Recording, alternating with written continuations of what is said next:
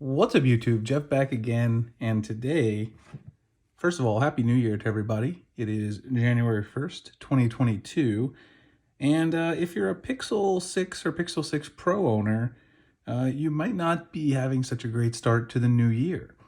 I've delayed making a video on this for a couple days just to see if maybe Google remedied the situation at all, but they haven't, so we're going to talk about it a little bit. Before we get started, I'll let you guys know that I have listed some of my favorite products of 2021 below in the description. You guys want to check them out, my favorite smartwatch, smartphones, all that kind of stuff. Checking out the links really helps out the channel, and I do appreciate it. So, of course, those of you who do have Pixel 6 and Pixel 6 Pro probably know what I'm going to talk about. A couple days ago, Google halted the December 2021 update, which I actually made a video about a couple weeks ago when I first got it. I manually sideloaded the update, and I talked about whether or not I thought it was a good idea for you to do it. I kind of came to the conclusion that it probably wasn't a good idea because people were reporting some issues. Now, we'll get into their statement a little bit further in a second, but I'll mention that I didn't really have any issues in terms of connectivity problems that people were reporting when I first made the video. I wasn't experiencing any drop in service and things like that.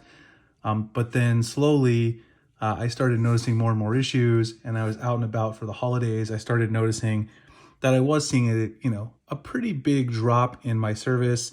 I used a Signal app to test the total amount, of service. I did a little test in my previous video, but I was testing it while I was out and about, and I just wasn't able to get on the internet very efficiently. So I definitely did experience some of the issues. I've also experienced overheating when I'm on 5G and things like that.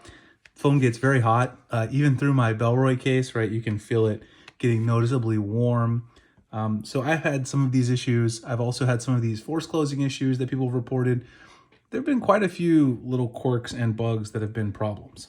So let's talk first about what happened, and then I'll talk about what you can do about it if you have a Pixel 6, Pixel 6 Pro, and you already got the update and you have these problems. So Google paused the update, which means if you don't have it yet, you're not going to get it, and not going to get it for a while. The update's actually not going to come now until late January, which I think is kind of terrible. That's pretty bad because this update was already delayed initially, right? There was already a security update for December that went out to the other Pixel phones, and Pixel 6 and Pixel 6 Pro owners had to wait for it in the first place, and now it's being delayed yet again. So you're not going to get it till the end of January, which will also include the feature drop stuff we were supposed to get. If you did get it and it's causing some of these issues like I've mentioned, you really have two pretty bad options. The first one is you could just live with it until January, which is obviously not a great option. The second option is you can revert to an old version of Android using the Android Flash tool, which is linked right here. I'll drop the link below. This is to the official Google support page, Pixel phone support page, where they announced this. This is not a bad option if you know a lot about tech, and of course, I could make a video on this. By the way, this is one of the reasons I didn't make a video about sideloading this update, because Google left the files up for people to sideload for a long time when they knew there was an issue, and I didn't want to encourage people to sideload the update when they could potentially end up hurting their phone, hurting the usability of their phone, because for most people, it's their primary phone, right? So this isn't a terrible option, but you need to have some technical know-how to do this. And there are some videos and things like that, but asking the general public to revert to an old version by flashing it doesn't seem like a great option. Some people did actually get the OTA.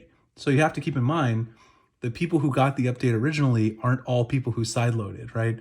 I sideloaded the update, so that stands to reason I should probably be able to use the flash tool to revert if I want to.